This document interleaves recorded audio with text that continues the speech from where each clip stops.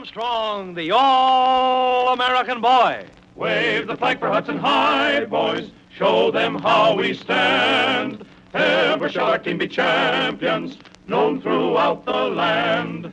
Wheaties, Breakfast of Champions, bring you the thrilling adventures of Jack Armstrong, the All-American Boy. Hey, Ken! Come on out here in the ice and let's get some practice. Hey, Ken, did you hear me? Take off that overcoat and get going. Go out and play by yourself. It's too cold for hockey today. Oh, I'm almost freezing. And I'm going home the minute I get these skates off. And you were the guy who was going to show me what a good hockey player you are. Why, you don't even know how to keep warm in cold weather. Hey, listen, Ken. Did you have any breakfast this morning? No, I was in too much of a hurry.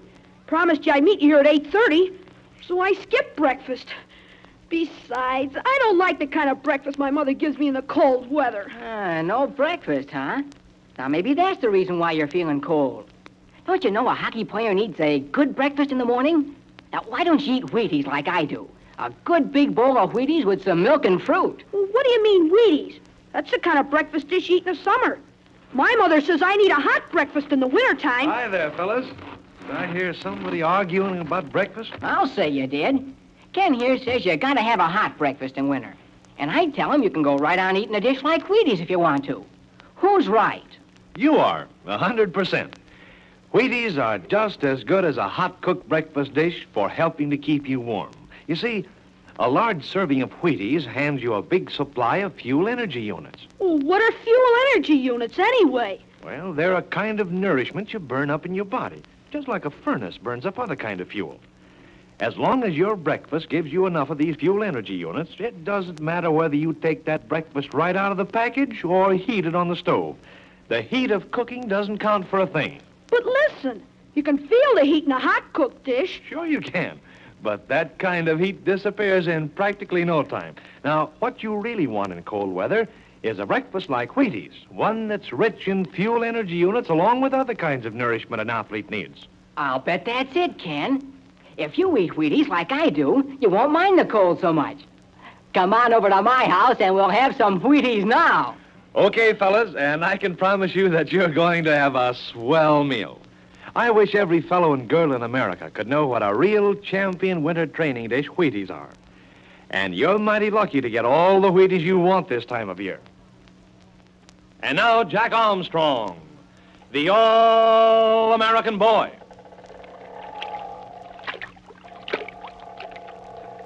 Jack and Uncle Jim have just salvaged the precious uranium-235 from Professor Loring's sunken yacht off a submerged reef in the Sulu Sea.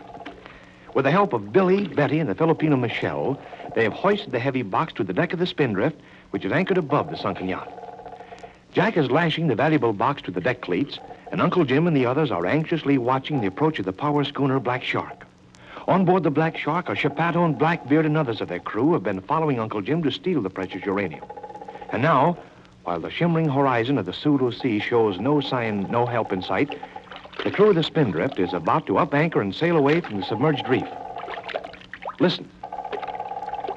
There, Uncle Jim. The box of uranium is all lashed down on deck. We may have to cut those lashings in a hurry, Jack.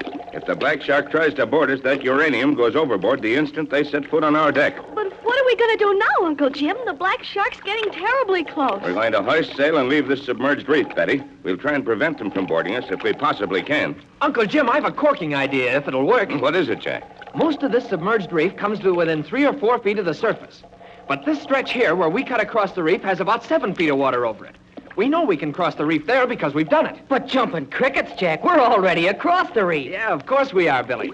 My idea is to go back to the other side of the reef and cross it again. But what good will that do, Jack? Here's the idea, Billy. We can cross this stretch of reef, but the Black Shark can't. She draws too much water. She'll pile up if she tries to. I follow you, Jack. Jiminy, I don't follow you. What's the rest of your plan? Listen, Billy. We'll cut across the reef now and go back to meet the Black Shark. Holy smoke, you're going back to meet the Black Shark? That's just what we'll do. But when we get halfway to her, we'll pretend to change our minds. We'll turn around and sail away from them. Oh, I see, Jack. We'll sail back to this reef. They'll chase us. We'll sail across the reef, and they'll hit the reef. That's it exactly, Betty. They don't know where the reef is. You can't see it until you're almost to it. And they'll think there's deep water here because they'll see us sailing right on through the reef. Jumping cricket, that's a crackerjack idea. Do you think it'll work, Uncle Jim? It's certainly worth a try, Billy. We know we can't escape the black shark under sail. But when we come back to the reef, how will we know the exact spot to sail across it, Jack? We'll drop a buoy of some sort overboard to mark it, Betty. Then we'll sail back on our original compass course until we see the marker. Well, come on. What are we waiting for? The black shark is coming right along. We'll leave our stern anchor here to hold the marker in place. Billy, make a life preserver fast to the stern anchor line and throw it overboard, line and all. Jack, you and Michelle hoist the mainsail, and we'll swing to our bow anchor. Come on, Michelle. Let's get that mainsail up. Si, senor.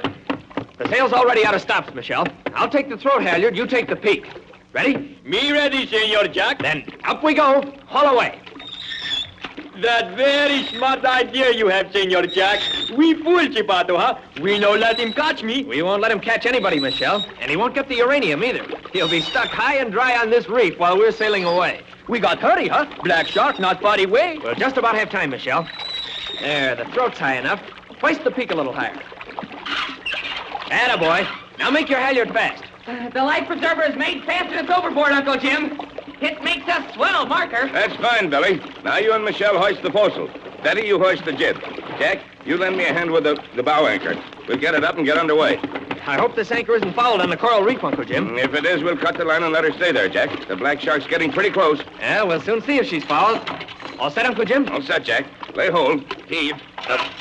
She's coming, Uncle Jim. She broke bottom. Keep on pulling, Jack. Yo-ho, heave, ho. Yo-ho, heave, ho. Ship's up, Uncle Jim. We're underway. We're moving. I'll go back and hold the wheel. The foresail's up, Uncle Jim. I'll help with the anchor. Me help me back too, huh? There. She's broken water. She's almost up. Everyone lay hold and we'll haul the anchor on deck. Lay hold. There. Oh, okay, Uncle Jim. Now I'll go back and take the wheel from Betty, Jack. You and Billy trim in those sheets. Michelle, you stay here and lash down the anchor. She Captain Bettyfield. I'll take the fore sheet, Jack. You trim in the main sheet. Okay, Billy. How flat do you want him trimmed, Uncle Jim? Trim an easy sheet, Jack. The wind will be dead abeam when we head back for the black shark. How's this, Uncle Jim? A little more, Jack. There. That's just about right. Stand by. I'm going to come about. Look sharp, Jack. We're about to cut across the reef. We've got enough water under us. This is the right place, Uncle Jim. We've got about 7 feet under us. I hope you've guessed right, Jack. We don't want to be stuck now. We're all right, Billy. See? We're over the shallowest part now. I'll bet we've got a good foot to spare. I'm going to head right for the black shark, Jack. Take an accurate compass reading for me. Okay, Uncle Jim. We're heading exactly north 1/2 east. Remember that, Jack. When we turn around and start back, we want to bear south 1/2 west. Aye, aye, sir. Well, how will you know when to turn around, Uncle Jim? We don't want the black shark to catch up with us before we get back to the reef. It won't be long before we turn back, Billy. The black shark's making close to 10 knots through the water now. We're only making 4 knots in this light breeze, so she'll be overtaking us at the rate of 6 knots, or about 7 land miles an hour. Suppose we can't pick up the marker when we hit the reef, Uncle Jim. We've got to pick up that marker, Betty. If we don't, we'll pile up on the reef ourselves. That reef's a mile long, and most of it's very close to the surface. But I can't see the marker at this distance. I see it, Betty, but I wouldn't see it if I didn't know what it was. Well, that's good. We don't want it to be too plain. If the black shark saw it in time, they'd smell a mouse. They wouldn't follow us. But they'll know there's a reef there anyway, Jack. They could see us through their binoculars and see that we were diving for the uranium. But they won't know how deep the water is over the reef, Betty. They'll think they're safe if they follow us. Hand me the binoculars, Jack. Let's see what's going on aboard the black shark. Here they are, Billy. I'll bet you Beto and Blackbeard are wondering why we're heading toward them. Well, what are they doing, Billy? Can you see? There's someone at the bow watching us through his binoculars, Betty. Great guns, but the black shark is moving right along. You ought to see that bone in her teeth. Let fly the jib sheet, Jack. It's time for us to come about and start back. Aye, aye, Uncle Jim.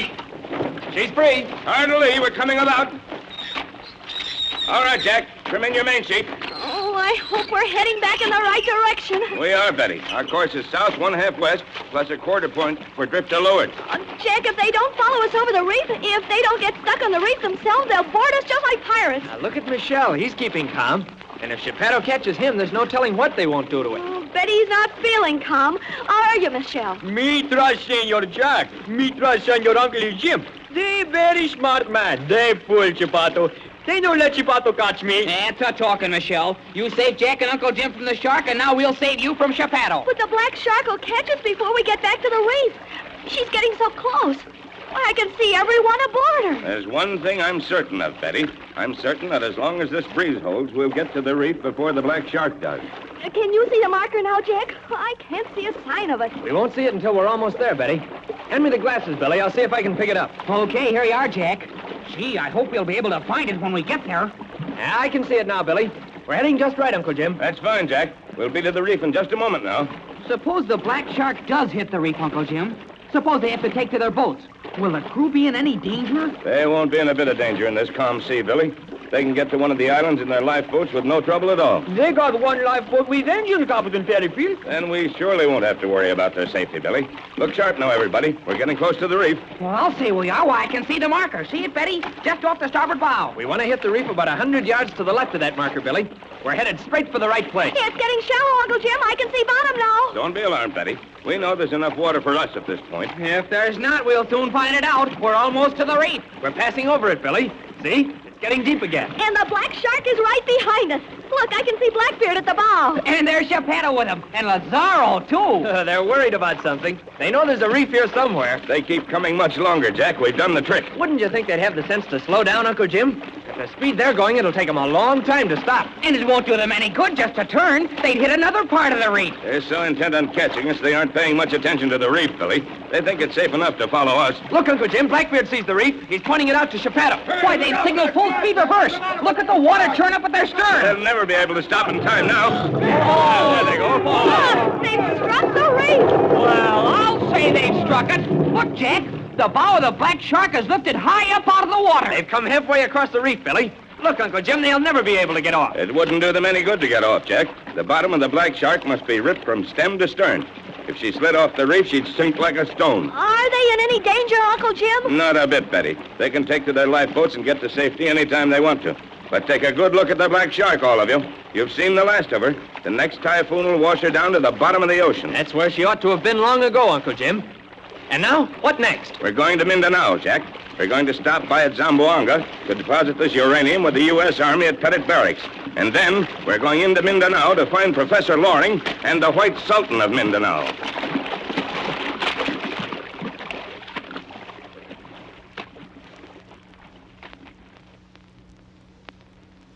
And so, while the crew of the Black Shark are taking to their lifeboats, Jack and the others are sailing for Mindanao.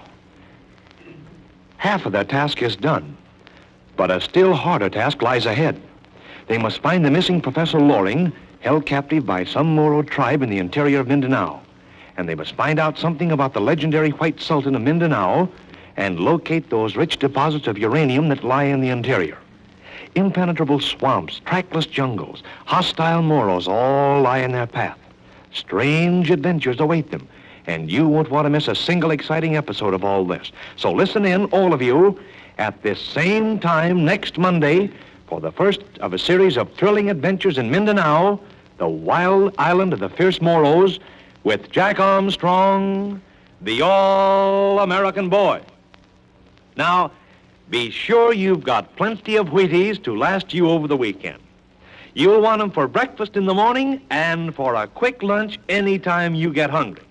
Ask Mother right now to order the big orange and blue package with the two famous General Mills trademarks, Wheaties and Breakfast of Champions. Have you tried Wheaties? They're whole wheat with all of the bran. This is Franklin McCormick saying goodbye till Monday for General Mills, makers of Wheaties, Breakfast of Champions, who have just presented another episode of Jack Armstrong, the All-American Boy.